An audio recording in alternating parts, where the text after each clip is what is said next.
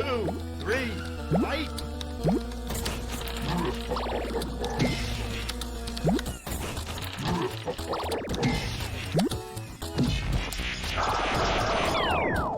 You win!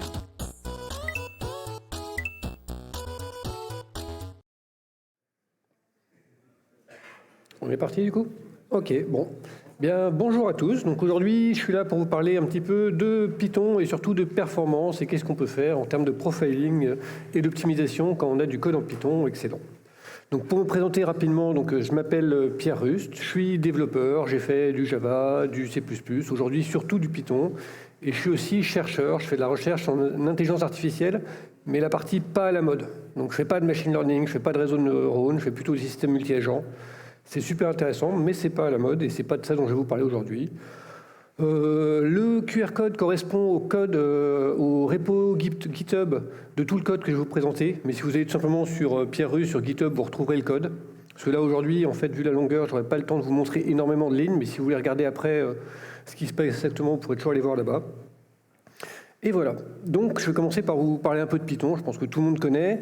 Il y a un truc qui est assez marquant en Python, c'est que sur les dernières années, la popularité a absolument explosé. Depuis cette année, depuis fin 2018, en fait, c'est considéré comme étant le troisième langage le plus populaire, juste après C et Java, d'après l'indice TIOB. Et dès 2017, Stack Overflow considérait que Python, c'était le langage qui avait eu la plus forte croissance de l'histoire de la programmation. Donc c'est un truc qui est quand même extrêmement populaire aujourd'hui. Et du coup, c'est quand même utilisé par pas mal de gens. C'est utilisé par des services Internet, c'est des gros. Donc par exemple, Dropbox est connu pour avoir une énorme codebase en Python. Reddit a été entièrement recodé en Python en 2005. Initialement, c'était dans, je sais plus, je crois que c'était pas du OCaml ou un truc comme ça, c'était un truc fonctionnel. Et ils l'ont entièrement refait en 2005 en Python. YouTube est connu aussi pour avoir énormément de Python. C'est beaucoup utilisé aussi dans la communauté scientifique et en recherche, que ce soit en astrophysique, en biologie moléculaire, en chimie, plein de trucs. Ils ont leur lib spécifique que nous, on ne connaît pas en tant que développeurs, mais qui s'utilisent très largement. Et plus proche de nous, c'est beaucoup utilisé en machine learning, évidemment dans tout ce qui est DevOps, automatisation, ce genre de choses. Bref, c'est utilisé un petit peu partout. Et du coup, quand on voit cette utilisation et quand on voit les gens qu'on utilise, on se dit Python, c'est un langage qui déchire, ça doit aller super vite vu ce qu'ils arrivent à faire avec. Non, en fait, non. Alors ça, c'est un graphique qui est tiré d'un benchmark assez utilisé dans le domaine académique qui s'appelle le Computer Language Benchmark Game, qui essaie de comparer les vitesses relatives des différents langages de programmation. Alors c'est un benchmark, donc c'est toujours à prendre avec des pincettes, mais c'est celui qui est aujourd'hui le plus couramment utilisé et reconnu.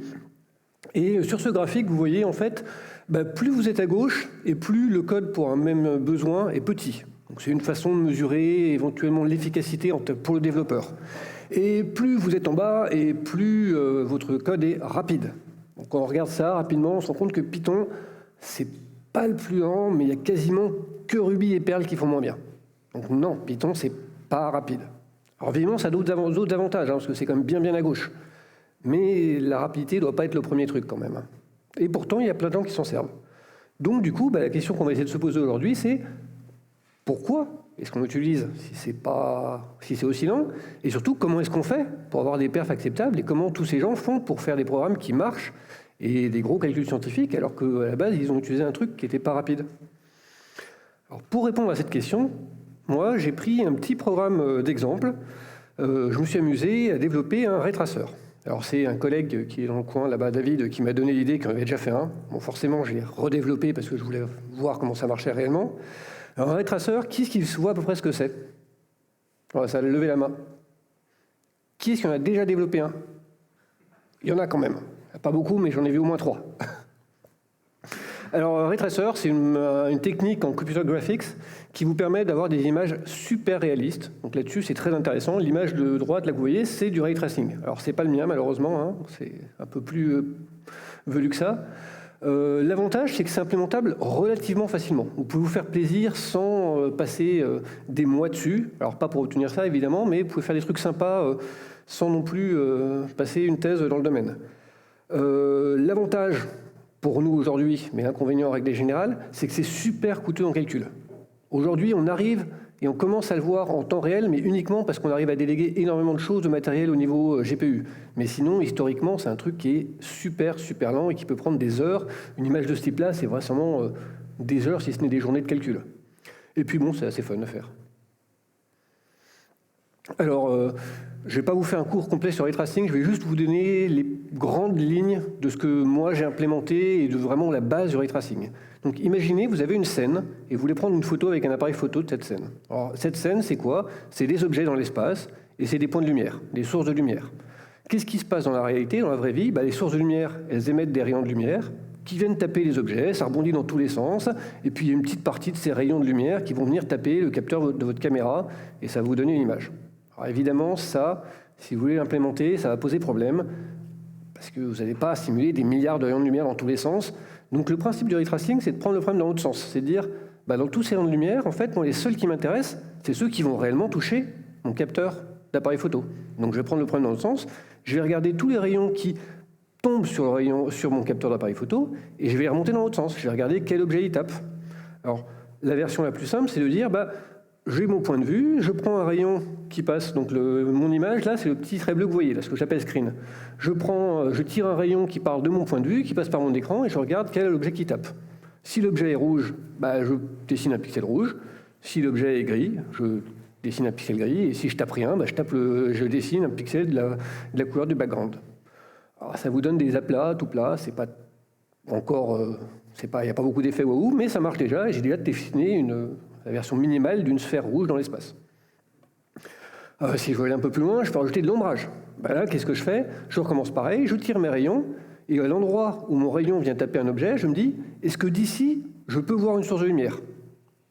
Autrement dit, est-ce qu'à cet endroit-là, je suis dans l'ombre ou pas? Si vous regardez, quand mon rayon tape devant la sphère, il ne voit pas la source de lumière, en fait, parce qu'elle est cachée par la sphère. Donc là, il est à l'ombre, donc je dessine un pixel noir. Si, par contre, comme sur la boule rouge, mon rayon ne voit la lumière, il n'y a rien entre lui et une source de lumière, je dessine la couleur de l'objet, parce que je ne suis pas dans l'ombre. Ça me permet d'avoir des ombres portées. C'est déjà un peu plus sympa.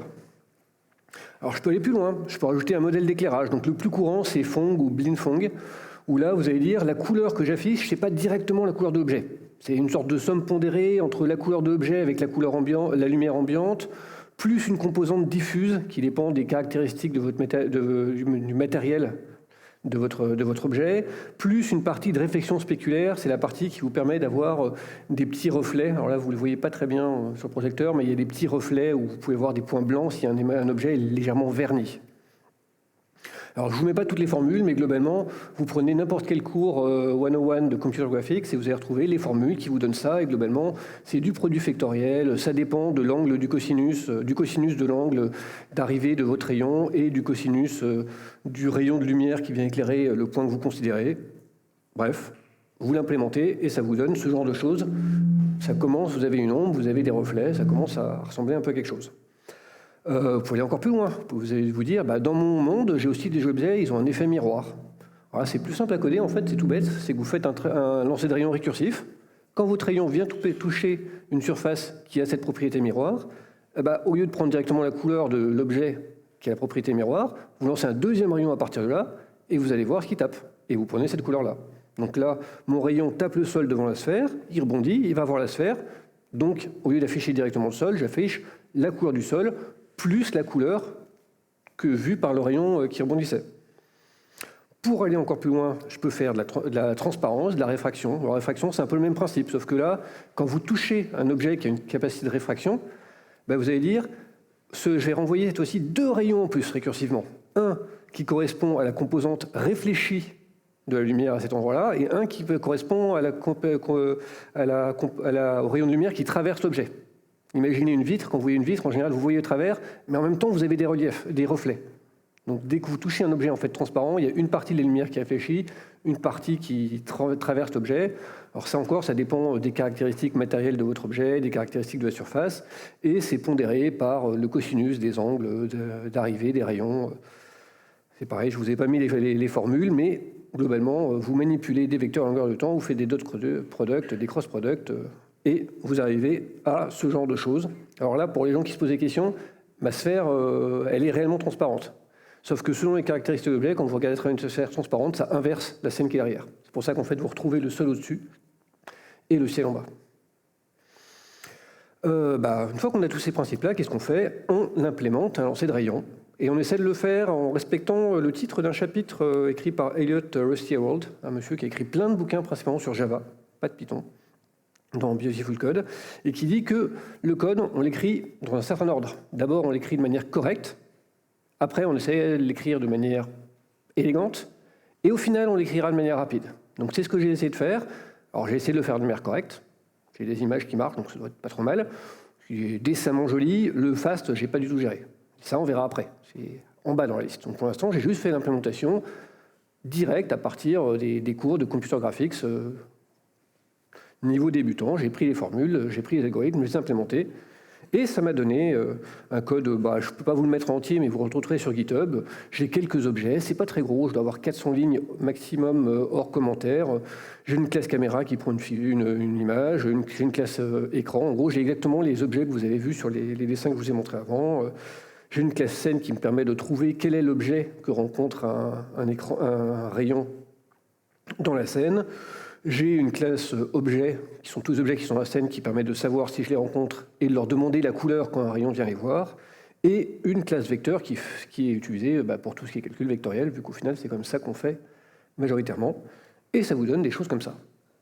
Bon, c'est pas exceptionnel, mais quand on arrive à ça, on est content. En tout cas, moi, j'étais content. On arrive à des choses comme ça aussi. Il y a 4 sphères, elles sont réfléchissantes. Et quand on veut stresser un peu plus son PC, on arrive à des choses comme ça. Donc là, je ne sais pas si vous ne voyez pas très bien, mais il y a 2 coins avec des sphères réfléchissantes, il y a 2 autres coins avec des sphères transparentes, et les sphères du milieu, les sphères derrière, celles du milieu sont opaques, et toutes les autres deviennent de plus en plus réfléchissantes. Donc bon, ça permet de faire des trucs jolis. Alors je précise, j'ai fait strictement que des sphères, parce que je voulais garder un code simple, et parce que la sphère, c'est un objet qui est super simple pour gérer les intersections. Mais dans un vrai ray tracer, il vous gérera aussi des facettes et plein d'autres types de solides. Moi, je me suis limité aux sphères. J'ai vraiment essayé de faire la version la plus simple du ray tracer. Alors, on a fait tout ça. Alors évidemment, c'est très lourd en calcul, comme je vous disais. En fait, si vous prenez ce qui se passe réellement, pour chaque pixel de votre image, vous allez lancer un premier rayon. Une fois qu'il vous avez rencontré une surface, vous allez relancer des rayons vers toutes les sources de lumière. Selon les scènes que vous avez vues, j'en ai 3 ou 4 sources de lumière. À chaque fois que vous allez rencontrer une surface réfléchissante ou réfractive, vous allez relancer de nouveau aussi 1 à 2 rayons. Donc au final, si vous prenez une image de 800-600 pixels, vous avez déjà 480 000 pixels, donc 480 000 rayons initiaux, plus ceux vers les sources de lumière, plus ceux liés à la réflexion et à la réflexion et à la réfraction, et vous arrivez à plusieurs dizaines de millions de rayons qui sont lancés. Vous arrivez à des millions de tests de collision pour savoir quel objet vos rayons rencontrent. Et tout ça, ça vous donne des centaines de secondes de calcul. La dernière image que je vous montre, sur mon PC, là, qui n'est pas non plus un truc tout à fait décent, c'est 480 secondes. Donc c'est un petit peu long quand même. C'est pas... Donc là, je me suis dit, ça tombe bien, je voulais parler de perf et d'optimisation. On y va, on chope la première boucle for qui passe, on cherche ce qui est lent et on optimise. Bon, non. Évidemment, si on est ici, c'est qu'on ne va pas faire comme ça. La première chose qu'on va faire, c'est se dire, on va écouter Lord Kelvin, on va dire, si je ne peux pas mesurer un truc, je ne peux pas l'améliorer. Donc, qu'est-ce qu'on va commencer par faire? On va commencer par mesurer. Et mesurer, en développement, qu'est-ce que ça s'appelle? Ça s'appelle profiler. Donc, on va commencer par profiler notre code. Alors, Python, comme d'habitude, ce qui est bien en Python, c'est qu'il y a plein de trucs qui sont fournis avec. Donc, en standard, dans Python, vous n'avez pas un, mais vous avez 2 profilers fournis avec. Vous avez cprofile et profile. Alors, en pratique, ils font la même chose. Il y a juste qu'il y en a un qui est en C qui est décemment rapide, et l'autre qui est écrit en Python, donc qui est moins rapide, mais qui par contre vous permet d'aller faire des modifications dedans si vous voulez vraiment faire de la magie noire et aller mettre des hooks et voir ce qui se passe exactement. En général, on utilise cprofile. Alors cprofile, c'est ce qu'on appelle un profiler déterministe. C'est-à-dire qu'en fait, il va réellement suivre votre programme. Il y a des hooks, et il va mesurer à chaque fois que vous entrez et que vous sortez d'une fonction, il va mesurer à chaque fois qu'une exception est levée ou rattrapée, il va mesurer, il va enregistrer tout ce qui va se passer durant l'exécution de votre programme. Alors ça s'utilise super simplement, hein. En fait vous faites juste un Python-mcprofile et vous lui filez le chemin du script à profiler. Et optionnellement, vous pouvez lui demander de sauvegarder tout le résultat dans un fichier profile. Qu'est-ce qu'il va enregistrer donc? Une fois que vous avez fait ça, le profile que vous allez obtenir, il va contenir pour chaque fonction 4 informations majeures. Il va contenir ComeTime. ComeTime, c'est le temps passé dans une fonction, y compris tout le temps passé dans les autres sous-fonctions qu'elle aura appelées. Donc ça vous permet de voir les gros blocs. Il va vous donner ToTime. ToTime, c'est l'inverse, c'est le temps passé dans la fonction sans compter les sous-fonctions. Donc réellement dans le code de celle-là. Dès qu'elle appelle une sous-fonction en dessous, c'est plus compté.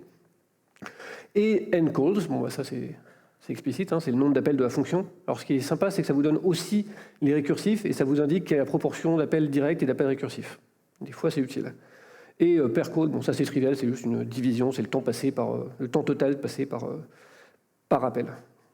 Je ne sais pas pourquoi il le donne, vous auriez pu le calculer vous-même, hein, c'est juste une division.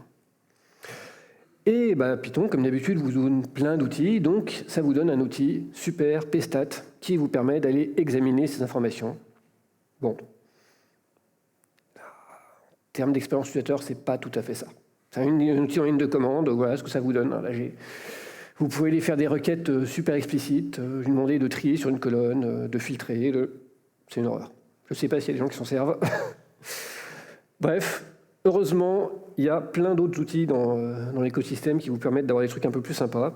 Moi, celui que j'utilise le plus couramment, c'est SnakeViz. SnakeViz, c'est à un pip install près. Donc ça ne coûte pas grand-chose. Hein. Vous le lancez, vous lui donnez votre profile, il vous démarre un serveur web local et vous avez une jolie visualisation vachement plus sympa sous forme de flame graph inversé de ce qui s'est passé dans votre programme. Si vous êtes utilisateur PyCharm et que vous avez la chance d'avoir la version pro, c'est aussi intégré par défaut dans PyCharm. Et là, ça vous donne. Alors malheureusement, ça ne vous donne pas le flame graph. Donc en général, vous utilisez quand même SnakeViz à côté, mais ça vous donne un joli call graph qui vous met en couleur quels sont les chemins les plus chauds dans votre exécution. Et ça vous donne accès à tous les tableaux sur les stats et sur le temps passé dans les différentes fonctions. C'est pas mal du tout aussi. Alors si on regarde ce qui s'est passé dans mon exécution là, donc là j'affichais juste ma simple sphère rouge, dans ce cas-là j'avais 67% du temps qui était passé dans ColorRay et les fonctions appelées en dessous, 32% dans FindIntersect et 9% dans PixelPose. Et si je regarde par contre ToTime, j'utilise 50% de mon temps dans les méthodes de la classe vector, ce qui n'est pas surprenant vu que je fais ultra majoritairement du calcul vectoriel. Par contre j'ai un petit problème. C'est que là, ça prend quand même 68 secondes. C'est-à-dire qu'en fait, j'ai multiplié par 2 le temps d'exécution de mon programme. C'est pas surprenant vu qu'on enregistre tout, mais c'est un peu gênant. Surtout que j'ai un deuxième problème, c'est que ce que j'ai profilé, c'est ça. Et ça, est-ce que c'est vraiment représentatif? J'ai un seul objet, j'ai une pauvre transparence, mais c'est quand même pas terrible. J'ai une seule source de lumière, j'ai pas de transparence. Bref, non, c'est pas représentatif. Quand vous voulez profiler, que ce soit un ray tracer ou votre service reste en prod, il vous faut des données représentatives. Sinon, ce que vous profilez, ça ne va pas vous donner une consommation et une répartition réaliste du temps passé dans votre programme et vous risquez juste de louper les hotspots. Donc là, du coup, je vais profiler avec une image un peu plus complexe. Bon, là, le problème, c'est que là, pour le coup, le facteur 2 sur l'exécution, il commence à devenir gênant.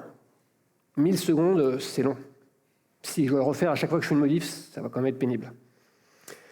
Et du coup, qu'est-ce que vous faites? Vous utilisez un autre profiler, une autre famille de profilers. Alors, ce n'est pas spécifique à Python, hein, tous les langages quasiment ont les deux familles.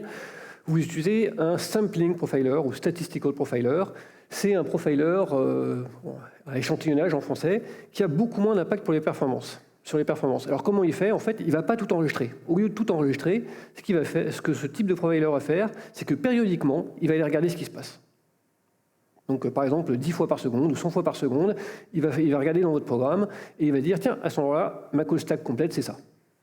Alors, c'est évidemment moins précis. Vous n'allez pas pouvoir avoir le temps réel total passé dans une fonction. Par contre, c'est beaucoup moins coûteux. Si je profile avec VMProf, là, en fait, j'ai pris un surcoût de l'ordre de 10%, voire 5%, selon la fréquence d'échantillonnage que j'ai choisi. Donc là, ça devient réellement utilisable sur des potentiellement sur de la prod. Il y a, paraît-il, des gens, j'ai jamais essayé, mais il y a, paraît-il, des gens qui font ce type de choses-là directement sur leur serveur de production, en gérant correctement l'échantillonnage, en choisissant les sous-parties de l'application qu'ils veulent considérer. Ça se fait. Ça vous coûte pas cher et ça vous permet de voir ce qui se passe réellement sur des vraies données. Le type de visualisation que vous pouvez obtenir, c'est le même genre. Alors, ça se lit pas, je ne vais pas rentrer dans le détail, ça se lit de la même façon. Là, par contre, ce n'est pas exactement la même chose, parce que là, comme je disais, vous avez, au lieu d'avoir des temps réels sur votre graphique, vous avez des fréquences d'apparition lors de votre échantillonnage. Donc, ça va juste pouvoir vous dire, dans 63% des échantillons que j'ai pris, je me retrouvais dans la méthode Color for Ray. Mais c'était juste sur l'échantillonnage. Donc il faut faire un petit peu gaffe. Selon le type de méthode que vous utilisez, les fréquences d'échantillonnage, vous pouvez avoir des effets de bord et louper des choses. Donc n'hésitez pas à essayer plusieurs fréquences pour être sûr. En tout cas, ça permet... Il y a une chose dont on se rend compte quand on regarde ça, c'est qu'en fait, maintenant que je suis passé sur une grosse image et que j'ai utilisé mon profiler statistique, je n'ai pas les mêmes résultats. En fait, quand j'utilise une vraie image, j'ai plus que deux méthodes réellement intéressantes. C'est Color for Ray et Fine Intersect. La troisième, qui représentait quand même 10%, elle a totalement disparu. En fait, sur des vraies données, le temps pris par cette méthode-là, alors que bon, elle n'est pas codée de manière efficace, mais le temps pris dans cette méthode-là, il est totalement négligeable. On s'en fout. C'est pas...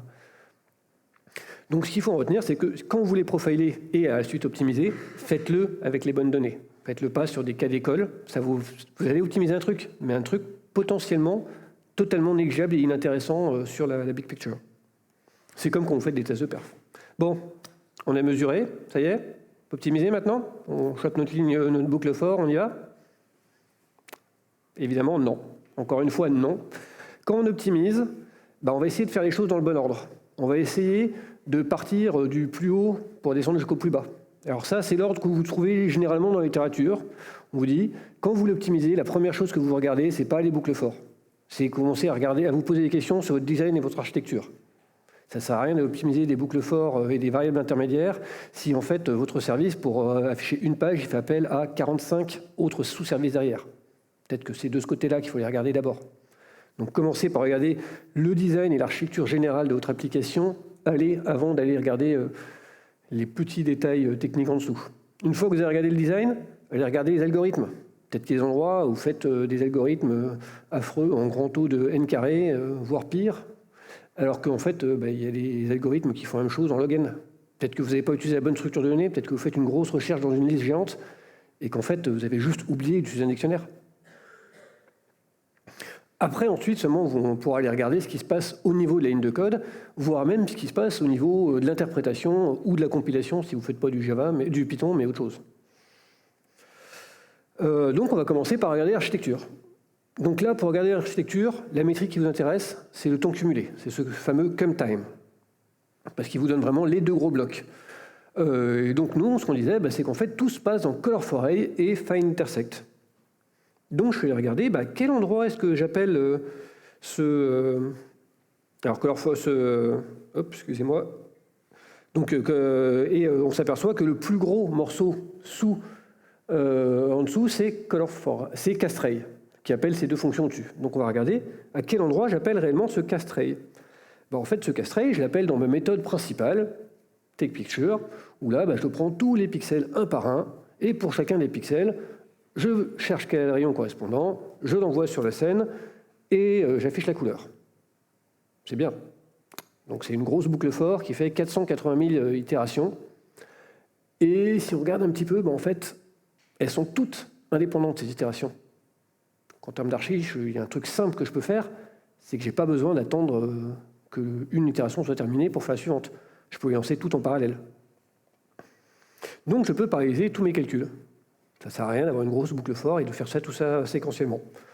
Première option, j'ai essayé de le paralléliser en utilisant des threads. Donc c'est assez simple à écrire en Python. Je prends un thread pool executor, j'utilise une petite fonction partielle pour avoir juste une fonction et pas me trimballer les objets avec. Je balance tous mes calculs de pixels à mon exécuteur et ça va plus vite. Non, c'est bon, je suis en Python quand même, il faut quand même qu'on parle un peu de Python. En Python, c'est une mauvaise idée. En tout cas, dans ce cas-là précis, c'est une mauvaise idée. En fait, c'est beaucoup plus lent, là, en multithread qu'en monothreadé. Alors, 2,5 fois plus lent. Alors, pourquoi ? Parce que ma tâche, elle est purement CPU bound. Je fais aucune entrée-sortie, j'attends personne, je fais strictement que du calcul. Et en Python, l'interpréteur C Python, il a un petit défaut, c'est qu'il est monothread. C'est-à-dire que toujours, quel que soit le nombre de threads que vous allez utiliser en Python, parce que vous pouvez faire du multithread en Python, il n'y en aura toujours qu'un seul à un instant donné qui sera dans l'interpréteur lui-même. À cause d'un truc qui s'appelle, c'est la faute agile, c'est comme la méthode, donc il y a un truc qui s'appelle le Global Interpreter Lock, qui s'assure que vous n'avez jamais plus d'un thread dans cet interpréteur. Et là, en fait, ce qui se passe, c'est que tous vos threads, ils vont se battre pour avoir la main, pour pouvoir rentrer à l'interpréteur, ils vont rentrer en compétition. Ils iront de toute façon pas plus vite, vu que les calculs ne seront faits que par un seul à la fois, sauf qu'en plus, vous allez avoir tout le surcoût de cette compétition. Donc, c'est plus lent dans ce cas-là. Les threads, c'est bien en Python. Je ne dis pas qu'il ne faut pas les utiliser, on peut les utiliser, et en plus, ils sont plutôt faciles à utiliser, mais ils sont utiles que si vous avez du temps que vous allez passer en dehors de l'interpréteur. Donc la plupart du temps, c'est des I/O, ça peut être d'autres choses. Si vous faites appel à des librairies qui encapsulent d'autres choses et qui lâchent le lock, il y a pas mal de librairies Python qui le font, vous pouvez les utiliser. Mais si vous avez des tâches CPU-bound purement en Python, il ne faut pas, ça sera plus lent. Alors j'ai voulu jouer quand même un petit peu, je me suis dit, qu'est-ce que ça se ferait s'il y avait un truc comme des I/O dans mon retraceur? Donc en fait, la méthode drawPixel, je me suis dit, tiens, on va faire comme si cette méthode drawPixel, c'était un I/O. À chaque fois que j'écris un pixel, en fait, ça prend un peu de temps. On va dire que je l'écris pour de vrai sur le dur et pas en mémoire. Donc j'ai rajouté un petit slip dans mon drawPixel. Et ben c'est marrant parce qu'en fait, ça va plus vite que quand il n'y a pas de slip. Donc en gros, non, sans aucun jeu de mots. Donc en fait, mon programme va plus vite alors qu'il passe du temps à attendre que quand il n'attendait pas. En fait, ça s'explique assez bien, c'est juste que tout simplement, ce petit temps d'attente permet au thread de se passer la main, ça évite l'effet de compétition, et donc au final, ça va plus vite. C'est vraiment un effet de bord. Pour le faire bien, et pour faire bien ce genre de choses, quand vous avez des I/O, une autre piste super intéressante en Python, ça aurait été d'utiliser async await. Alors là, j'ai pas fait exercice, parce que je sais déjà pas si je vais tenir dans mon temps, mais ça serait intéressant à faire. C'est super efficace, parce que ça vous permet de paralléliser des tâches, en mode collaboratif, et avec quand même qu'un seul thread. Et en Python, quand vous pouvez faire avec un seul thread, en général, vous en sortez quand même mieux. Alors la vraie solution, quand vous êtes en Python, c'est pas utiliser thread, c'est d'utiliser du multiprocess. Donc il y a un module multiprocessing en Python, qui est par défaut en standard, et en gros, il lâche en bien parce que son interface, c'est quasiment comme des threads. Derrière, c'est des process, mais pour vous, côté développeur, c'est quasiment comme si vous manipuliez des threads. Donc d'ailleurs, le code ressemble beaucoup. J'ai pris un pool, qui est cette fois-ci un pool de process à la place de mon pool de threads. Je lui balance mes tâches en lui disant va calculer ces pixels-là et je lui donne les coordonnées pixels. Et ça se passe très bien. Et cette fois-ci, c'est plus rapide. C'est plus rapide et ça aurait pu l'être encore plus. Là, techniquement, ce qui se passe, j'ai fait des essais, c'est que la façon dont... J'ai pas voulu faire de grosses modifications de mon code, j'ai voulu changer juste 3 lignes pour ajouter ce pool.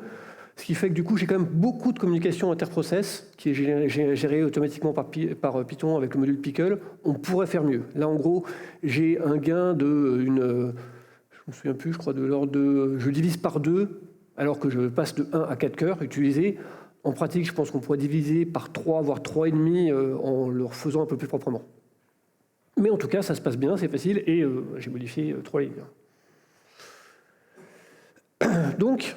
Bon, il y a encore plein d'autres choses qu'on pourrait faire au niveau de l'architecture, mais on va passer à la suite. Mettons, on a géré nos problèmes d'architecture. Ça va toujours pas assez vite. Maintenant, il va être temps de se poser des questions en termes d'algorithmes et de structure de données. Alors, en termes d'algorithmes et de structure de données, on reprend notre fameux ComTime. Et là, on se dit, on a regardé les rayons. Le deuxième gros poste de consommation, c'était un truc qui s'appelle Find Intersect. Quand on réfléchit, c'est logique. En gros, à chaque rayon, pour pouvoir en faire quelque chose, il faut savoir qu'est-ce qui va taper. Et pareil, quand je veux savoir si je suis dans l'ombre ou pas, il faut que j'aille regarder ce que j'ai tapé. Donc, je passe mon temps à regarder si mes rayons rencontrent des objets. C'est ça que fait Find Intersect. Rien de surprenant à ce qu'on passe du temps là-dedans. Ça vaut peut-être quand même le coup d'aller voir ce qu'on fait réellement. Find Intersect, ça ressemble à ça. Je prends tous les objets, un par un. Je regarde s'ils tapent mon rayon. Je regarde à quelle distance ils tapent mon rayon. Et après, je prends celui qui est le plus proche. Et s'il n'y en a pas de plus proche, je dis que je tape personne ou que je tape l'infini. C'est simple, c'est ce que donnent tous les cours d'introduction en computer graphique. Ça se code super facilement. Par contre, c'est un petit défaut, c'est que c'est linéaire avec le nombre d'objets. Et moi, j'ai des scènes qui sont sympas. Ma scène la plus grosse, c'est d'avoir une 50aine d'objets. Les gens qui font des vrais retraceurs à facettes, ils sont plutôt en plusieurs dizaines de milliers d'objets. Donc les trucs linéaires, c'est mieux que les trucs quadratiques, mais c'est quand même pas terrible. Donc là, on regarde dans la littérature et on se dit, bah ouais, mais en fait, parcourir une liste pour chercher un truc dedans, c'est comme rarement la bonne solution. Peut-être qu'on pourrait faire mieux que parcourir une liste, quoi. Et oui, dans la littérature, on vous dit, bah, il y a les K-D-Tri. K-D-Tri, c'est quoi? Alors là, en l'occurrence, nous, ce qu'on fait, c'est un 3-D-Tri, parce que le K, c'est pour le nombre de dimensions de votre espace. Donc vous prenez votre espace, vous le coupez en deux. Et après, récursivement, chacune des deux moitiés, vous regardez les objets, vous essayez de trouver un endroit intéressant pour le recouper en deux. Donc en gros, de votre espace, vous le transformez en arbre. Et quand on recherche dans un arbre, en général, au lieu d'être en n, en grand taux de n, on est en grand taux de log n. C'est quand même vachement mieux. Donc là, d'un côté, vous voyez ce que ça donne sur un espace en 2 dimensions. Et là, sur un vrai traceur un peu plus velu, où ils font ça et ils ont une image de lapin avec des facettes, où c'est pareil, ils ont utilisé un K-D-Tri et on devine à peu près à quoi ressemble l'arbre et tous les petits cubes qui le composent. Donc, c'est pareil, l'algo du K-D-Tri, on pourrait y passer un peu trop de temps, donc je vous invite à aller le voir sur GitHub si ça vous intéresse. Mais on peut regarder ce que ça donne. Bon, on gagne 30%. Alors encore une fois, honnêtement, il y a moyen de gagner beaucoup, beaucoup plus. Moi, j'ai pas beaucoup d'objets là, donc on n'y gagne pas beaucoup, et j'ai pris l'implémentation la plus naïve du K-D-Tri. L'ordre de grandeur sur un nombre d'objets important et avec un K-D-Tri bien fait, c'est plus de l'ordre de x5. C'est pas à moins 30. Mais c'est déjà pas mal. On a déjà vu au moins ce qu'on pouvait gagner et quelle était la bonne piste. Ce qui est intéressant en plus, c'est que c'est des gains stables. Ça, je ne l'ai peut-être pas dit tout à l'heure, mais l'intérêt de partir quand vous optimisez du haut vers le bas, c'est que les gains que vous obtenez en haut, ils seront toujours plus stables que les gains que vous avez en bas. Si vous changez votre architecture pour qu'elle soit mieux pensée, c'est quelque chose, vous pouvez réécrire votre programme complet en changeant de langage, vous allez conserver votre gain. Si vous changez l'algorithme, c'est pareil, je peux recoder mon ray tracer en Java. Le fait de changer l'algorithme, c'est stable. Ça va rester dans le temps, ce n'est pas un gain qui va disparaître à la prochaine version de Python. Et si je parallélise, je continue à gagner, donc ça va bien. Encore une fois, il y a plein d'autres choses qu'on pourrait faire en termes d'algorithmes. Si vous avez regardé la littérature sur le ray tracing, il y a plein d'autres choses, mais je vais juste donner un exemple. Donc, considérons qu'on a abordé toutes les problèmes d'algorithmie, ou en tout cas tous ceux qu'on se sentait en mesure d'aborder en termes d'algorithmie et de structure de données. On va pouvoir commencer maintenant, enfin, à aller chatouiller de la boucle for. Donc, on va commencer à regarder réellement les lignes de code et qu'est-ce qu'on peut faire au niveau de la ligne de code. Alors, cette fois-ci, on ne va plus regarder come time. L'indicateur qui nous intéresse pour aller regarder réellement qu'est-ce qu'on doit optimiser aux petits oignons en termes de ligne de code, c'est tot time. Donc, quel est le temps réellement passé dans les fonctions sans compter les sous-fonctions. Évidemment, quand on regarde ça sur nos flame graphs, c'est la classe vector. La classe vector, c'est plus de 50% du temps de calcul. On passe notre temps à faire des produits matriciels, des produits vectoriels, plein de choses, c'est normal. Ce n'est pas un problème en soi. Ce n'est pas parce qu'on voit ça dans les traces de son profiling qu'il faut se dire « j'ai un problème avec vector ». C'est normal, c'est là qu'on fait tout notre travail. Par contre, ce que ça nous dit, c'est que le moindre petit gain obtenu à cet endroit-là pourra avoir un effet important sur le temps total. Donc, faites attention, parce que vous voyez sur le profiler, ce n'est pas des problèmes, ou pas forcément des problèmes, c'est surtout des potentialités de gain. Donc on va regarder notre classe vector. Bon, ma classe vector, moi je l'avais écrit pour avoir du code joli. Vous vous rappelez, j'avais dit correct, beautiful. Donc j'avais surchargé des opérateurs, je pouvais multiplier un vecteur et passer soit un vecteur, soit un float. J'utilise les annotations de type en Python. Faites-le aussi, c'est bien. Donc du coup, j'avais des instance of dedans. Un code critique qui doit passer des millions de fois instance of, c'est moyen. Bref, en effet, il y a peut-être une marge de progression. Par contre, le code avec ça était beau. Parfois, il faut savoir faire des sacrifices. Donc, j'ai plusieurs pistes. J'avais plein d'idées pour me dire qu'est-ce que je peux faire pour que le vecteur soit plus rapide. Première chose, j'aimerais bien garder ma classe vector, mais peut-être que je pourrais l'optimiser. Peut-être que je pourrais ajouter l'attribut stots qui permet d'accélérer en Python l'accès aux attributs. Peut-être que je pourrais éviter les instance of en dupliquant les méthodes et en faisant deux méthodes différentes selon les paramètres à l'entrée. Donc il y a plein de choses que je pourrais faire pour optimiser le vector. Peut-être que j'ai un collègue qui m'a parlé de NumPy, il m'a dit ça fait du calcul vectoriel, peut-être que je ne pourrais pas utiliser mon propre vecteur, mais utiliser un vecteur qui vient d'ailleurs et utiliser NumPy à la place. Pourquoi pas? Peut-être que je pourrais utiliser tuple, parce qu'au final, un vecteur, c'est x, y, z, c'est juste un tuple de 3 éléments. Peut-être que je pourrais utiliser ça à la place. Bon, je ne vais pas coder 3 fois ou 15 fois en fonction de mes 15 idées mon retraceur. Dans ce cas-là, je vais utiliser un autre outil qui n'est pas comme un profiler, ce qui est vraiment un outil de micro-benchmark. Encore une fois, en Python, c'est fourni avec, c'est battery included, comme d'habitude. Donc vous avez un module Python en standard qui fait ça, qui s'appelle timeit. Vous pouvez l'appeler en ligne de commande. Vous lui passez le petit bout de code que vous voulez bencher, et il vous dit le temps que ça prend. Et vous pouvez aussi l'utiliser, moi je préfère cette méthode-là, avec le plugin PyTest Benchmark, qui l'intègre dans PyTest et vous permet de faire ça dans vos tests spécifiquement. Alors, timeit, il est vachement malin. C'est en fait faire du micro-benchmark, c'est pas un truc qui est forcément très trivial. Parce qu'il faut savoir combien de fois il faut exécuter réellement votre morceau de code. Quand c'est des morceaux de code qui prennent quelques milli ou nanosecondes, d'exécuter une fois, ça ne vous donne rien. Donc il faut savoir combien de fois il faut l'exécuter pour avoir un écart type représentatif, une variance assez limitée entre vos différentes mesures. Mon timeit, il gère tout ça pour vous.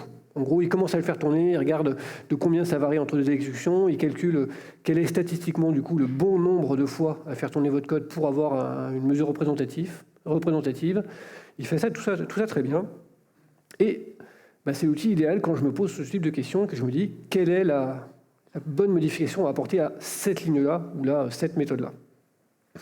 Donc j'ai fait je me suis fait des petits tests. Alors j'ai pas fait tout mon vecteur, j'ai juste pris une des méthodes. Là en l'occurrence c'était la méthode add.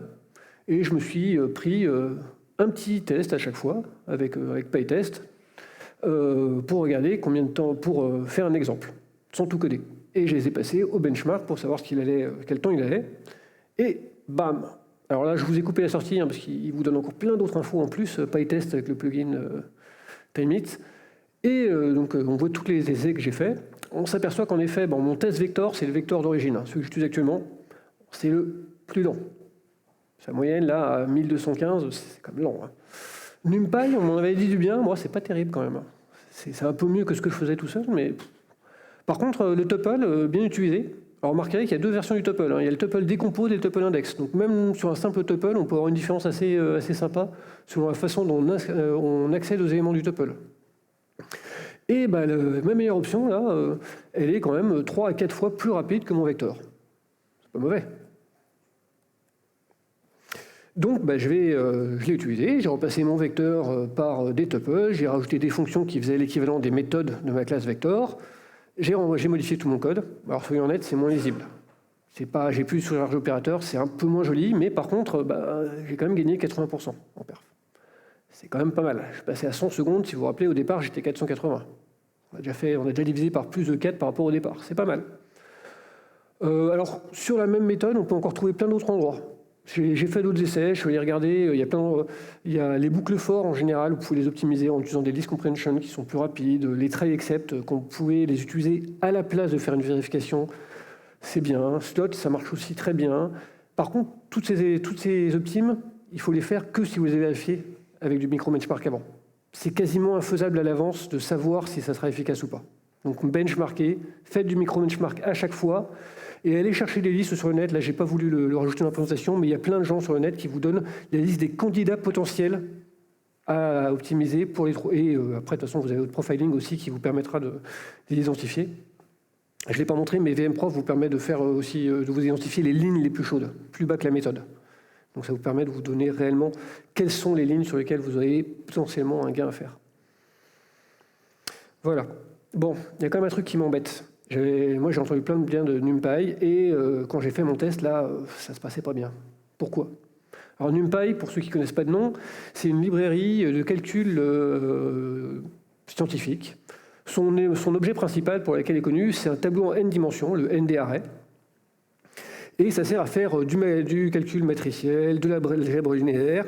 Et en gros, c'est le socle de l'immense majorité des libres de calcul scientifique que vous avez trouvés dans l'écosystème Python. Elles sont quasiment toutes basées sur NumPy. Sauf les plus récentes qui commencent à utiliser du CUDA ou ce genre de choses. Mais sinon, tout le monde utilise NumPy derrière et tout le monde est compatible avec NumPy. Bon, par contre, j'ai déjà essayé, ça n'a pas marché. Pourquoi ? En fait, c'est très simple. En fait, c'est que NumPy, c'est prévu pour faire du calcul matriciel, pour faire calculer des gros tableaux de nombres. Moi, je m'en suis servi pour calculer des vecteurs de 3 éléments. C'est pas ça que ça sert. Ça sert à calculer des gros tableaux. La solution pour utiliser NumPy, c'est pas de faire des vecteurs de x, y, z qui correspondent à mon rayon, c'est de prendre mes 480 000 rayons et de créer un gros tableau avec une colonne pour chacun des rayons et de mettre d'un seul coup mes 480 000 rayons d'un coup. Et là, je fais un tableau de 480 000 x 3, je donne ça à NumPy, et là, il est content. Ça c'est son terrain. Ça, c'est ce à quoi il sert, faire des calculs sur des gros tableaux de chiffres. Bon, un petit exemple de ce à quoi ça ressemble. Alors, c'est pas si compliqué que ça en a l'air. Vectoriser un calcul comme ça, c'est-à-dire transformer d'une manipulation de vecteurs unitaires en tableau de vecteurs. Pour autant, il faut l'avoir fait un petit peu. La première fois, ça pique un peu. Une fois que vous l'avez fait sur une ou deux fonctions, ça rentre et vous arrivez à le faire sur le reste. Donc en gros, vous utilisez la multiplication de matrices au lieu de multiplier des vecteurs, vous faites des transposes, vous faites de l'ISUM pour faire des produits vectoriels plutôt que de faire des dot product vecteur par vecteur. Je ne dirais pas que c'est intuitif, mais ce n'est pas aussi compliqué ce qu'on se dit quand on ne l'a jamais fait. Et c'est clairement une question d'habitude. Eh ben, c'est pas mal par contre cette fois-ci. À périmètre identique, c'est 9 fois plus rapide que ma version. Alors que 9 fois plus rapide que ma version avec les tuples, hein, pas que la version avec les vecteurs. Hein. Ça dépote. Bon, par contre, j'ai dit à périmètre identique. Parce que j'ai pas. Alors, j'ai oublié de faire le multiprocess. Ça, c'est un oubli. Ça serait trivial à faire. Hein. Si vous voulez faire une pull request, allez-y. C'est pas difficile. Par contre, le calétrie, j'ai pas encore tout à fait compris comment est-ce qu'on le faisait en vectoriel.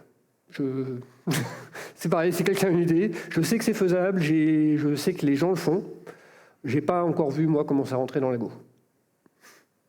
Mais c'est faisable, et je pense que dans ce cas-là, on aurait réellement ça, on garderait le x9, mais en conservant les gains de la parisation et les gains du calétrie.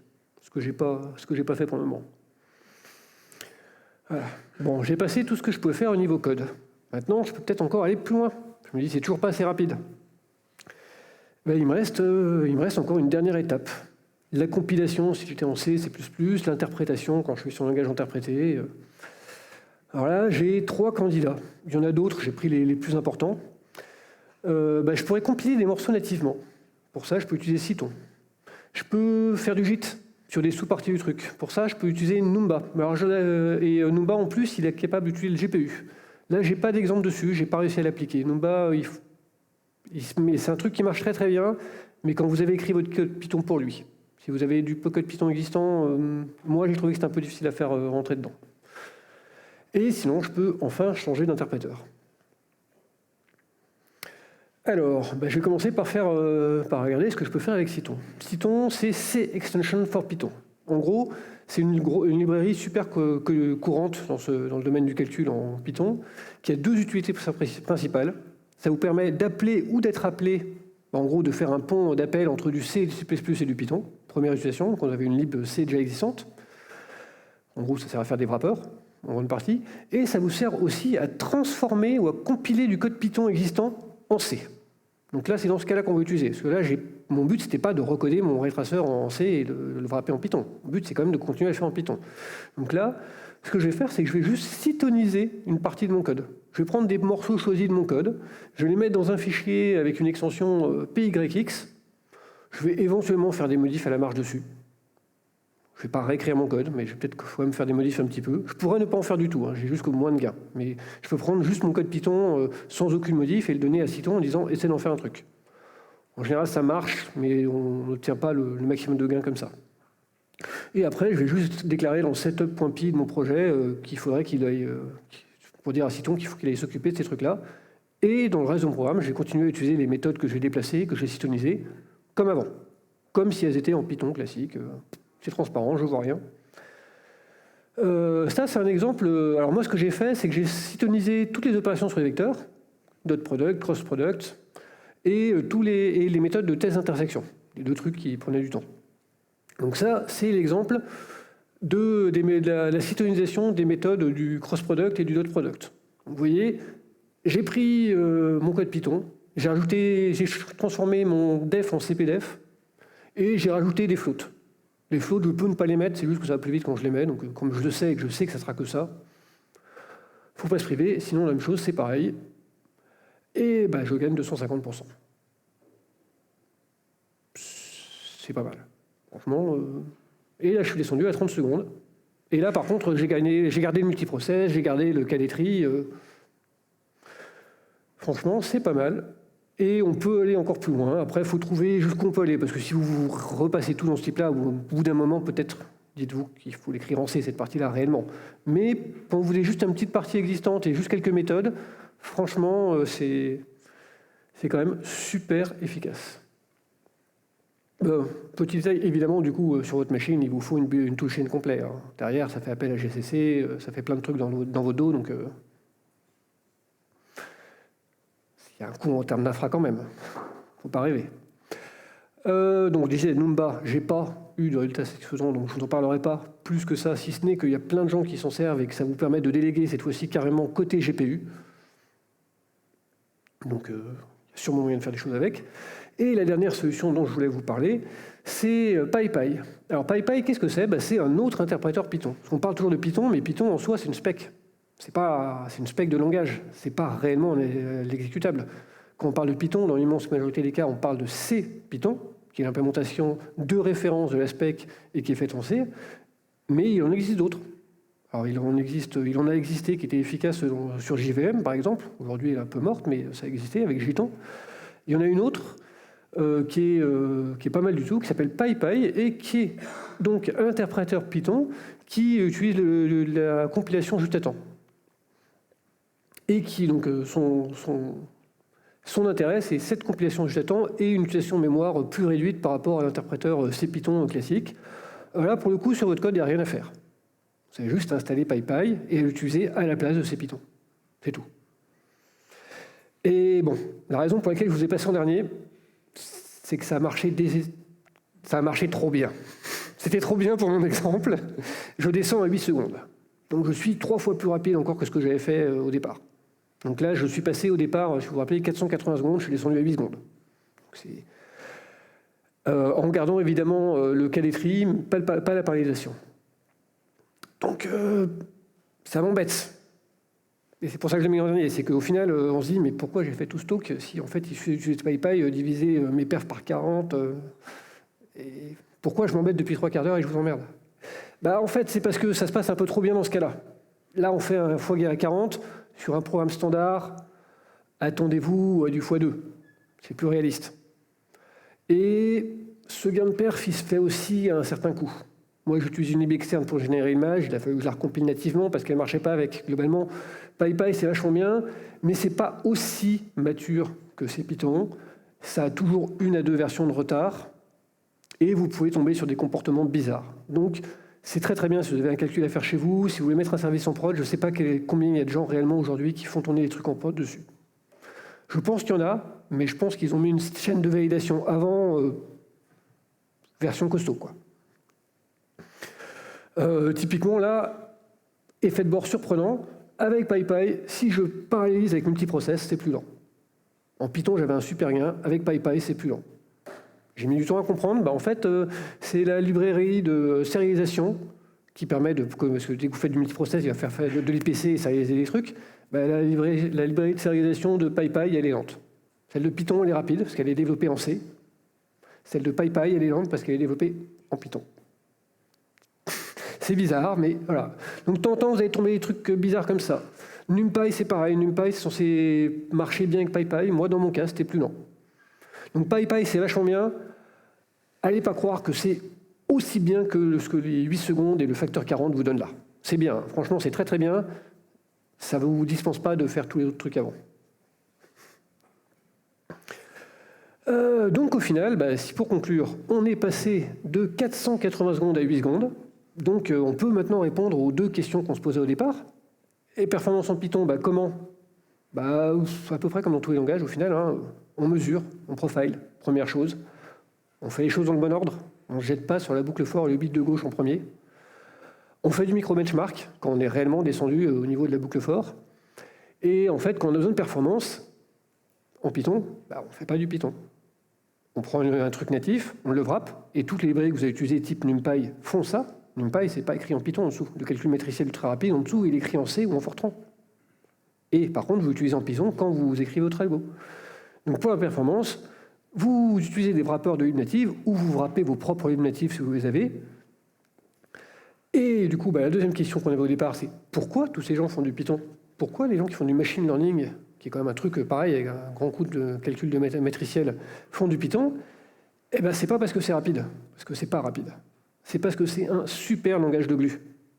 C'est que écrire du calcul matriciel en C ou en Fortran ou en CUDA, c'est peut-être super rapide, mais c'est impossible pour construire votre réseau de neurones.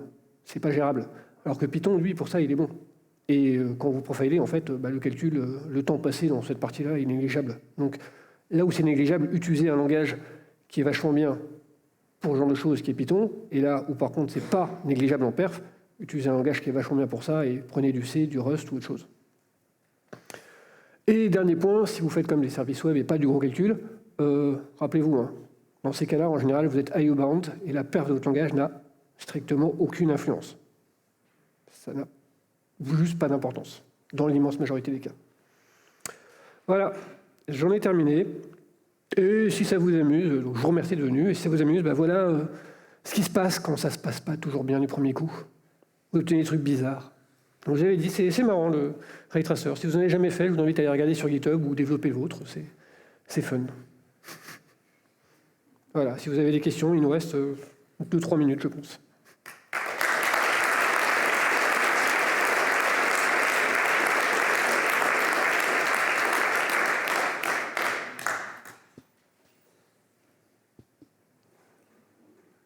Pas de questions? J'ai assommé tout le monde.